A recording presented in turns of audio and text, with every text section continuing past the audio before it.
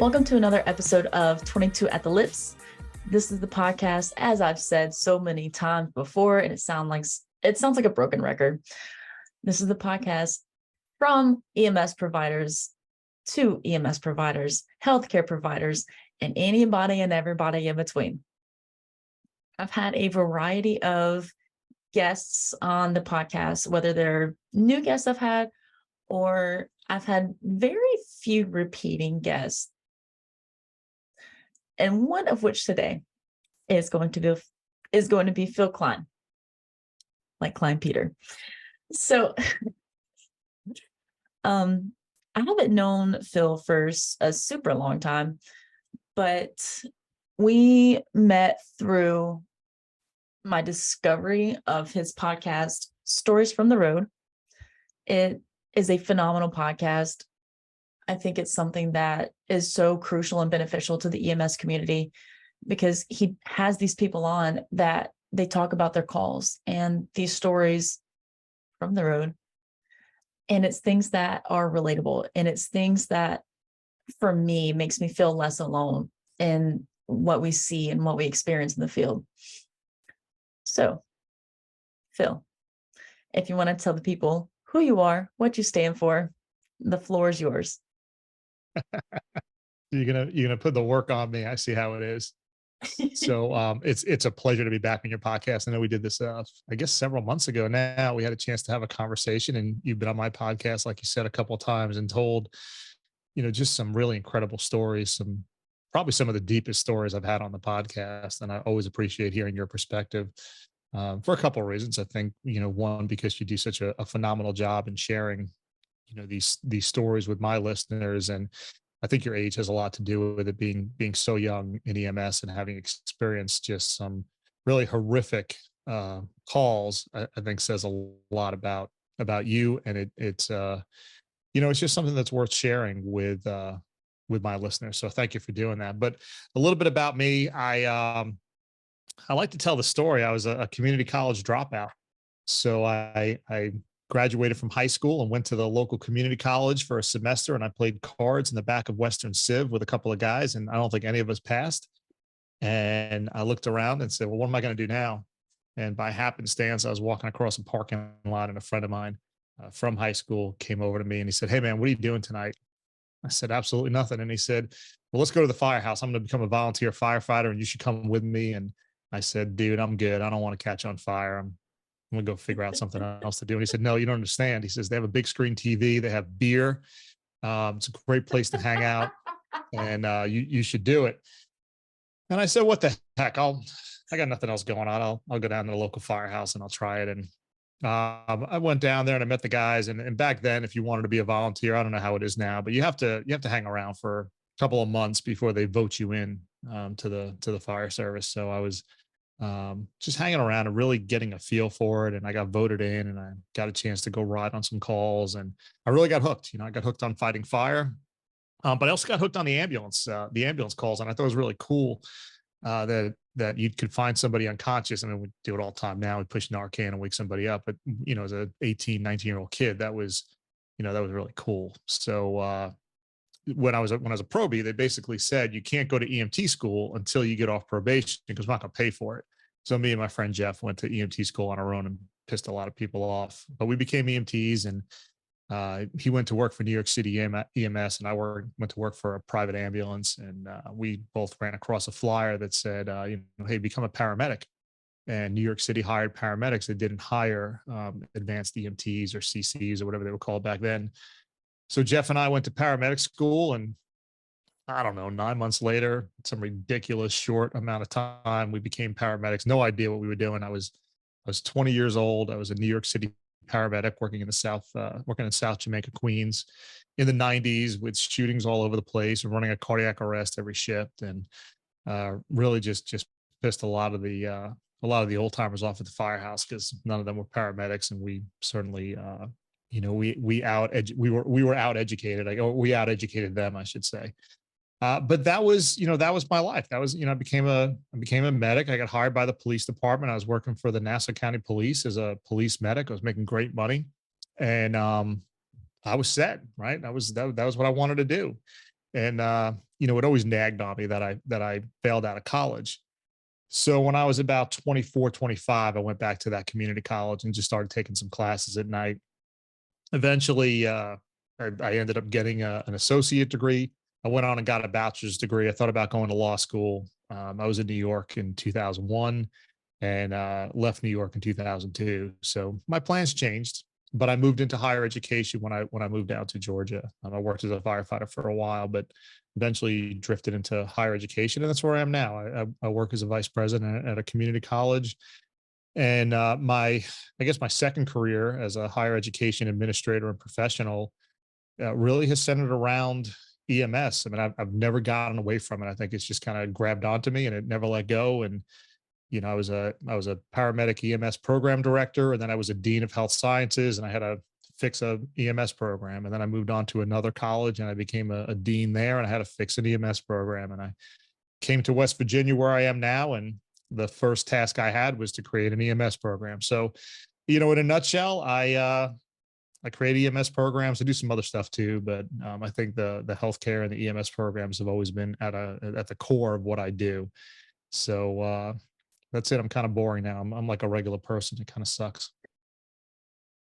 Just out here creating EMS programs, being boring. Okay. Um, do you feel like some of that drive for the EMS programs kind of delves into like not just the background aspects of how we run in the field, but setting up a better future for the providers in the field? Yeah. So I think my approach to EMS education is a little bit different. It's not necessarily setting up creating a better provider. It's creating a better opportunity for people to become providers. And I think that's what I focused on, at least over the last 3 years. So there are a number of EMS programs out there. Some of them are great, but there's an unreasonableness to education. It's not just EMS education. I think it's higher education and sometimes education as a whole. There's an unreasonableness to it, right? So, you've got to be in class on Tuesday and Thursday from 10 to 2. And if you're 5 minutes late 3 times, we're going to throw you out of the class. And to me, that is not very friendly for a student. That's not an environment to learn. So when I had the opportunity, when you get to a vice president level, you have a little bit of flexibility. And when I created this program here in West Virginia, I was very fortunate. I hired a program director that had never been a program director before. And she basically was willing to do whatever crazy idea I came up with. And, she just said, well, let's try it. So we created our paramedic program, our EMT program as well, but our paramedic program especially is in a high flex format. And what that means is we offer the same education face to face in class. We offer it live on Zoom or whatever platform we're using at the time, but then we also offer it in an asynchronous format. And what that basically means is that if you're a firefighter working a 24, 48 shift or a California shift, we don't have class on Tuesday and Thursday nights, and you've got to be there from 6 to 10. We have class on Tuesday and Thursday nights. And if you are available, you can sit in the classroom and you can take that class. And if you're not available, if you're at the firehouse or you're on post, you can open up your laptop and you can still experience the lecture portion of class live via Zoom or again, whichever platform you're using. And if you catch a run or for some reason you're unavailable, well, you can do the asynchronous learning exercise that meets the same learning objectives as if you were sitting in class. And then we offer flexible labs so that you don't have a set time and day for lab. You can come in on open lab. You can experience lab in multiple days across the week. So there's always an opportunity for someone to move into this field and be successful. And I think it's working. So we started this 3 years ago with 19 students in our first paramedic class. We just enrolled 42 students in a paramedic class. And anybody that's listening that knows anything about paramedic programs, 42 students at once is unheard of. We have a day section and we have a night section, and we're just blown away. And our success rates are up there. They rival any traditional program. Our retention rates are probably much higher than most programs, and we're very proud of what we started. So I don't think it's so much that I'm creating a better provider, but I'm creating a better opportunity for people to become providers by offering things in flexible formats and formats that work for adults that are working a job that may want to move into this field and otherwise wouldn't have an opportunity to do so. I appreciate the passion and the mindset that you have towards this. And like you said, just the ability to help people actually succeed. So I think that's crucial. And I'm proud of you. So go ahead and get started. I have some rapid fire questions that I did not prepare you for. Oh my goodness, you lied to me. You said this is going to be easy. It's not a lie. It's a dishonest truth. All right. Well, whatever that means, we'll take it. All right. Question number 1. What is your favorite candy? Jelly beans. Really? Mm-hmm. I'm just thinking of the butter popcorn one, and it makes me feel nauseous. Well, I mean, there's different flavors, but overall, It's not a bad choice. It's not mine. Question number 2. What temperature is your house on for you to be able to fall asleep? oh, 69, 68 degrees. It's cold with a fan going. Oh, anything below 70, I have to sleep with a sweatshirt on. Well, I have a blanket and my dog snuggles up with me, but I like a cold house. Yeah, I don't feel that. Like I don't want to be sweating, but like I hate that feeling of waking up and feeling cold. Like my feet being cold. That makes sense. Question number 3. Who was your favorite superhero from your childhood? And I'm not saying I'll judge you if it's anybody from Marvel. I'm just saying DC is better. But what's your answer? So it has to be a superhero or just a hero? Because I don't know that I have a favorite superhero. I mean, probably Superman, but I was never really one to follow comics and superheroes and that sort of thing. Just like from the movies and stuff. Yeah, probably Superman. Little Clark Kent. Yeah, I like Christopher Reeves. I'm a traditionalist. Good choice. All he has to do is remove his sunglasses and nobody will recognize him. It's legit. All right. Going to the actual discussion points. Talking about your podcast.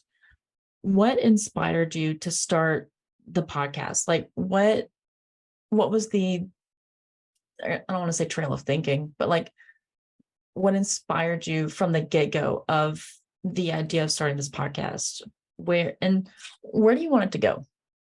Yeah, so there were a number of things. When I was a firefighter, I think some of the best times I had was sitting outside, the back of the bay. We'd pull out old chairs and we'd just sit around and tell stories. And I always thought that was just some great times that I shared with guys I worked with. And we, if we had somebody working on overtime that wasn't on our shift or we didn't work with on a regular basis, we got some new stories in there. Otherwise, we kept telling the same old stories over and over again. But firefighters like to tell stories, and there's some therapy there, right? So, sharing your experiences with other firefighters and other paramedics is definitely a therapeutic thing to do. I thought about writing a book, which I think I say in my opening. I originally thought I'd write a book, and the title of the book was going to be Stories from the Road. And you run these calls, and probably better than most. You run these calls, you have these experiences, and most people wouldn't believe you if unless they were there. So I thought it was interesting to take these stories and sort of rope them into a book. But going ahead a little bit, when I was going through grad school and I wrote my dissertation on military veterans and their experiences at community colleges. And sitting with those guys and hearing their stories, like I was able to pull their stories out and pull their, some lines out and some quotes and to match it up to my research and tell a story there. But I didn't tell the entire story from start to finish. And I thought, man, these are great stories, and these are stories that should be told, and these are military stories. So when I started thinking about doing something after I finished grad school, I started thinking about a podcast, and I went back to that book idea, and I went back to the idea of sitting behind the firehouse. And I said, what if I got a bunch of first responders, really just a bunch of friends of mine, to come on the podcast and to share some of those stories that they told when we were sitting behind Station 15 in Lawrenceville. And remarkably, they did it. And over the last couple of years that I've been doing the podcast, a lot of people have reached out, yourself included. I think you reached out to tell me that you enjoyed my podcast. We started having a conversation. I invited you on as a guest, and you told, just two just incredible stories.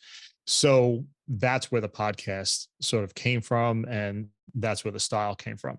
Uh, right now we're kind of on a hiatus. I've got probably about 7 or 8 stories in the can, and I'm ready to release a new season probably in the next couple of months. But it was a lot of work. It was it takes its toll on you too. It's hard to listen to these stories, especially when you've been away from it for so long. Going back and now hearing all these things, and stories are the same, right? It doesn't matter where you are in the country. It doesn't matter what job you're on. I have, there's one example in particular. I have 2 police officers that I spoke to who were both involved in line of duty shootings. Both ended up killing the suspect. This story is exactly the same. It happened on opposite coasts, but the basics of the story, how they were treated, their aftermath, I mean, it's identical. And it's the same for some of the fire stories that we told. So, um, you know, so I think there is that therapeutic side of it. I think we all have these stories that may have happened in New York, or it happened in Texas, or it happened in California, but the stories are somewhat intertwined and somewhat similar. So for me, bringing guests on and sharing these stories, and then people listening to these stories and recognizing that, they're not alone. The stories aren't unique to them. We're all going through these things. We've all had these experiences. For me, that sort of put the meaning into the podcast, right? It wasn't just a bunch of guys telling stories. It was people relating to those stories and recognizing that those stories aren't uniquely theirs. And I love that because, like you talked about, like these stories are unique, and some of them, like you said, people won't believe unless they're actually there. But I think it's also the therapeutic effect of hearing what other people have gone through, hearing what other people have faced. And I mean, you can also learn from it. You can hear like what they did, what they didn't do, the rationale and stuff like that. And for me, I feel like I just learn a lot more with people telling their stories. And like I love crew changes because it's the question of like, hey, what'd you guys do? What call did you have? And that kind of thing. And I mean, like you said, it's the learning and the reflection.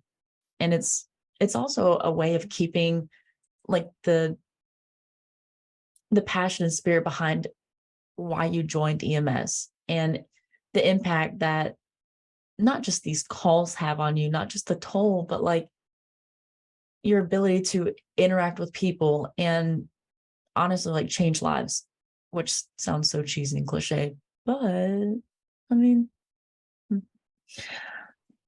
um, what would you say is, I don't know how else to put it, the importance of like remembering that you're storytelling versus when one person talks about a call and the next person just one ups it. And then, just like the art of swapping stories and stuff like that, because I had an extensive report to do. So I had to come in on my day off, finish my report before the end of the 24 hours when it was due, blah, blah, blah. So like I have like all of my 12 lead strips, all my vital signs, all this stuff. So I could remember what we actually did, the times that I gave whatever medications. And there was this older medic that was sitting on the couch, and he was like, "Oh, what'd you have?" And I'm like, "Dude, we got there. Apparently the bystanders like had an AED. They did CPR, they shocked him. And like we got there and he was on the ground, and then he was in AFib with RVR. Then he was SVT. So we cardioverted. We brought him to the hospital. Like it was awesome. And it was a good call. And I was like, and then after that, we had this wreck and blah, blah, blah. So he was like, "Oh, you think that's a lot? That's nothing. One Christmas, we had 5 cardiac arrests in one shift." I'm like, "Okay, I'll just turn around, mind my own business." Wasn't trying to act like it was impressive, but thank you. So, like, where would you say is the line between storytelling and then when people take that extra step and start using it as like one-upping? So I'm gonna flip your question on its side for just a second, then I'll answer the actual question you asked me. But I think it's funny that EMS, I mean, it probably happens across other industries as well. But I think it's always funny, depending on where you work, you're a tougher medic than the guy next to you, right? So when I was a New York City medic, I was a tougher medic than those guys in Nassau County with the single ambulances, all that fancy equipment, because I worked for New York City. I was in the hood, right? Um, but I did 5 cardiac arrests on Christmas Eve and did 3 shootings on top of that. And then, did all kinds of stuff. And I've got all these stories and all these calls that I ran, I think every single New York City medic has all these crazy calls. So I always thought it was funny when I would go down to, when I was in Atlanta, I was outside of Atlanta. I was in Gwinnett County, and we were the fire department, and we were, we had the fancy uniform, and we had the nice ambulance. And every once in a while we would go down to Grady, and Grady are the tough guys. They're working in Atlanta. They're cute. So they would see us come in with our Gwinnett County uniforms, and they'd one up us, or they'd be like, the whatever you want to call us, the pretty boys or whatever. And I always laughed to myself, because I'm like, you know what? Like, you can say whatever you want. I can guarantee you I've seen more, I've done more. And I just kept my mouth shut, but it always made me laugh, because they had no idea who they were talking to and what they were talking about. So I would just, say, oh, you had a rough call, you did this, that's cute. But that's just the way it was. And I think in EMS, we inherently do that to each other. And I'm exaggerating a little bit, but we do, I think we look at like it's 911 versus the privates, right? Oh, you're a private, you're just doing transports, you're not as, look at your eyes rolling. You're not a big badass medic like me, because I'm working 911. And then the guys that are working in the inner city are like, oh man, I'm working in the inner city, I'm doing 2 cardiac arrests a night, and I had 3 shootings last week. And and I'm like, well, that's cute. I worked in New York City in the 90s. Just shut up. But that being said, on the podcast, there on my podcast, at least, there isn't any of that, for a couple of reasons. One, I bring on one guest at a time. So with very few exceptions, it's usually a one-on-one conversation. The other thing is, I am not trying to, at the least, one up my guests. I'm grateful that they are on the podcast. I'm glad that they are telling the story. I'm as respectful about it as I can be. I recognize that just by telling the story, we're opening up some trauma, we're opening up some wounds. So I'm very respectful to them. And there is no one-upping. I think when I do my introduction, the last thing I say is, I'll turn the mic over to you and let you share your story from the road. And it's their show at that point. It's their story to tell. I may chime in. I may, share some of my experiences that go along and enhance what they're talking about, or sort of meet up with what they're talking about. But there is no one-upping, at least not on my podcast. We don't do that. But I think it's interesting, because we do that everywhere else in EMS. And I think people probably do it in other industries as well. We just don't know about it because it's not our industry. But people certainly do it. And I don't know why we do it. I think everybody wants to listen so they can say the next thing, as opposed to listening so they can better understand what somebody's saying. I laughed at the thing you said about the private ambulance versus the where we run. I work for a private ambulance company, and there's a municipal major city ambulance company, and you can always with a television show. Oh, with the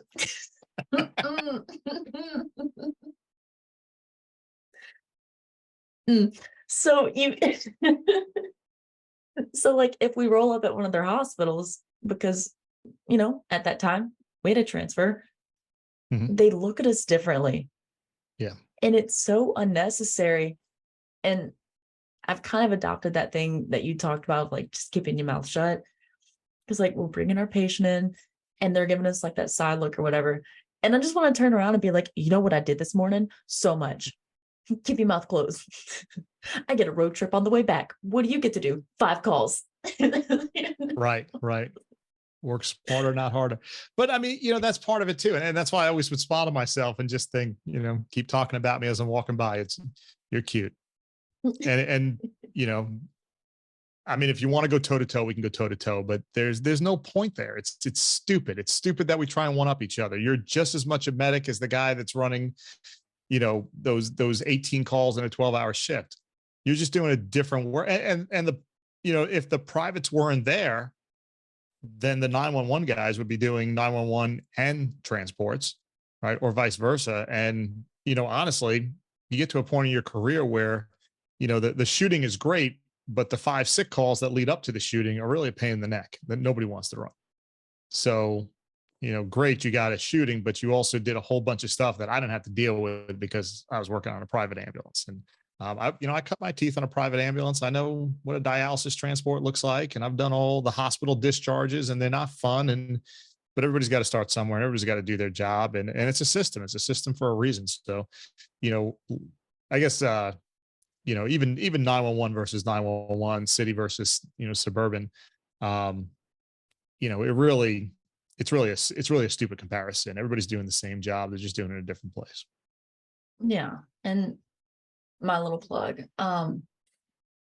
the agency that I grew up in EMS, the one I worked at last year in Utah, the one I work at now, honestly, they've all been private, but it's been such a good mix of like, we run good calls and we also run dumb calls. And then we have our transfers that, like, now as a medic, like, I don't get upset about the dialysis transfer because it gives me a break. So I think it's a good mix of both. And even still, with like some of your hospital transfers, they can be pretty serious.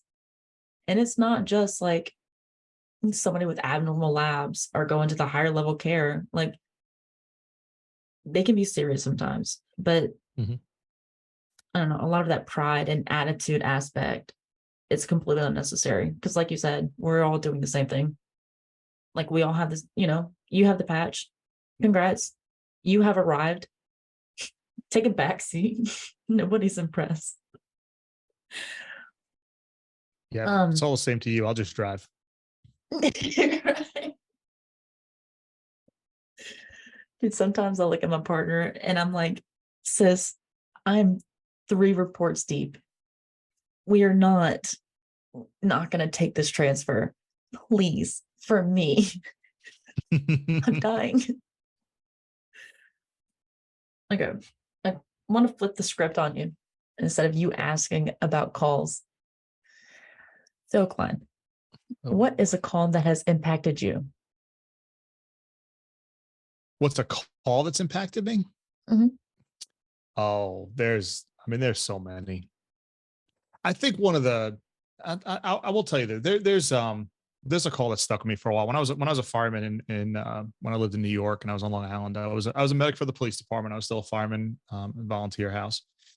And we had a kid that would come by, at cystic fibrosis, and he would come by and see the fire trucks, and he would light up and have a great time. And I think I was off. I don't think I was. I know I wasn't working I wasn't working the police department job. I know I was off. I don't know if I was at the firehouse or if I was at my house.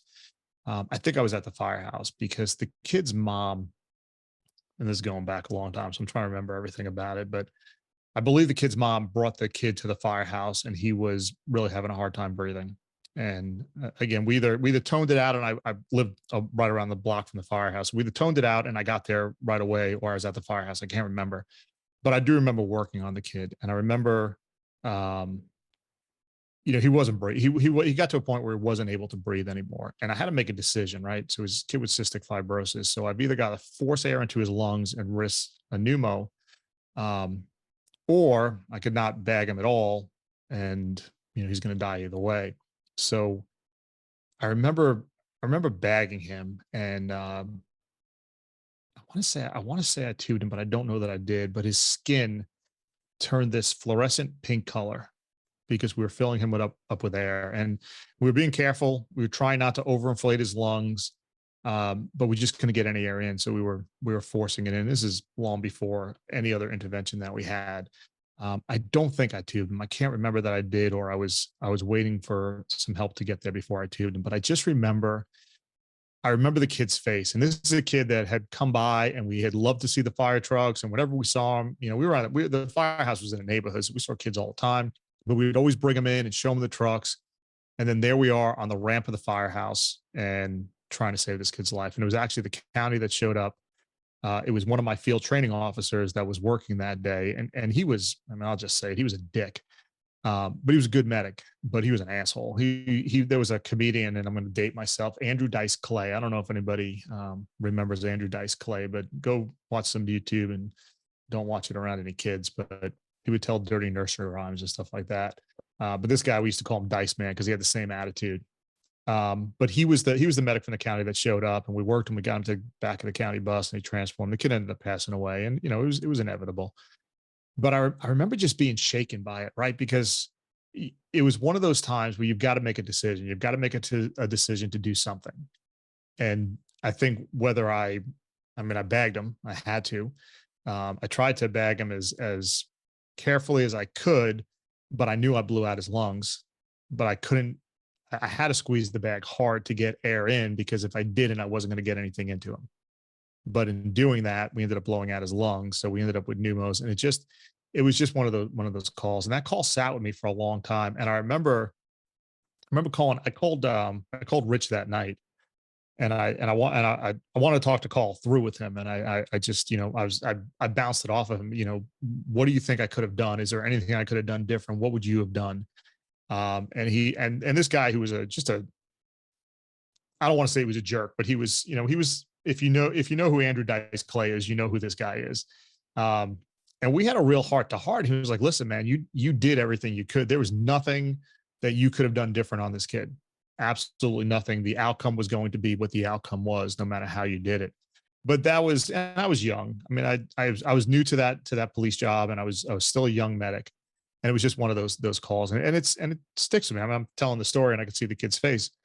But it sticks with you over time. And there's probably a number of calls, some on the fire side and some on the paramedic side, that just stand out and just stick. And I think a lot of them are based more so in decision than action.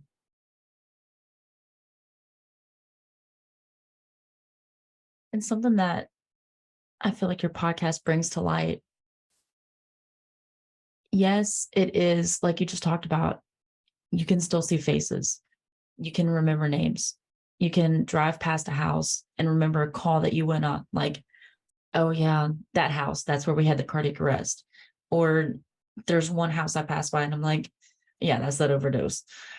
But it's that lasting impact of the decision-making process. Do I do this or do I do that? What are the repercussions of either one? And then even though we try not to, that lingering question of what else could I have done? And that's what we beat ourselves up about. Even if like you said, like there's nothing else we could have done, or in our training, like we did all we can do. We're not an ER. That's what, like the whole thing of like, we're an ER on wheels. I don't have an X-ray machine in the back of my ambulance. Like, no. But yeah, that's a hard call, man. Um, and I would just like to say, if anybody would have been there for that kid, I'm glad it was you, man. Well, I appreciate that. So one last thing. What advice would you give to people still in the EMS field? Go become a nurse. I don't know. I don't know that I'm in a position to give advice. I mean, I think if you're in the EMS field, and I jokingly just said become a nurse, but if you're in the EMS field, then God bless you, because you're doing one of the toughest jobs out there. It's I did it for a long time, and I don't regret a minute of it. It was some of the best years of my life, but it's a difficult job. And I think, you and I are, I don't know, what are we, about 25 years apart, 20 years apart. When I came up, when I worked my career, we didn't talk about anything. You kept your mouth shut. If it bothered you, you went and drank, or you did something else, or you made some horrific jokes, and everybody moved on.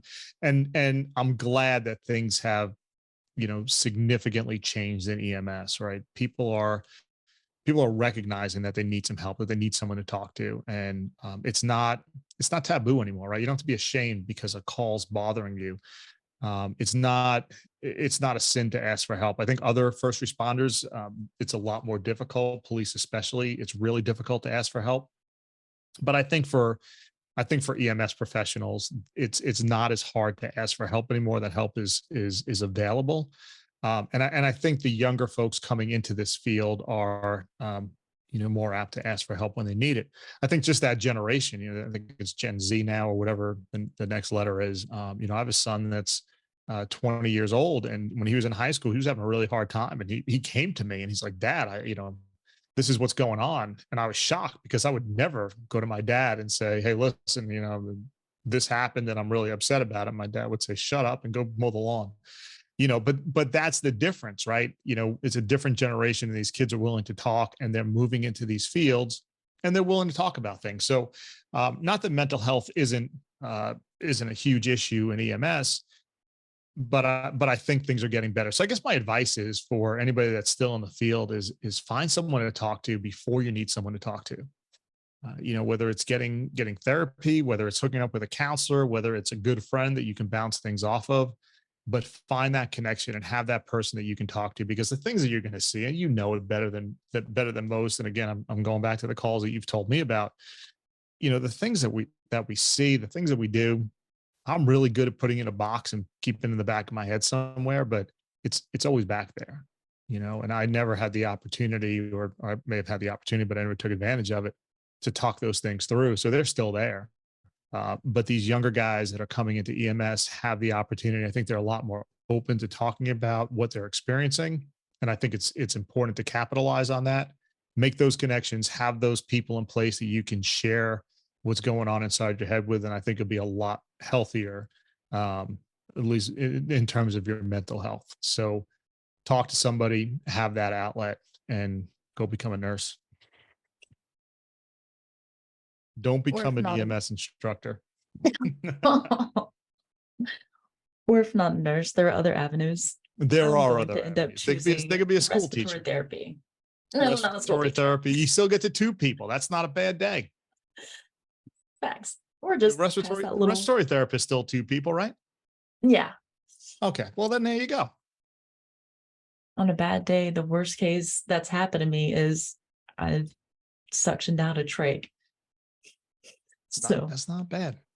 it's not. I It's I just wanted a two people when I became. That was because when I became a medic, they had EMT CCs or critical care EMTs, kind of like the AEMT now, but they couldn't tube anybody. So I became a medic because I wanted a two people.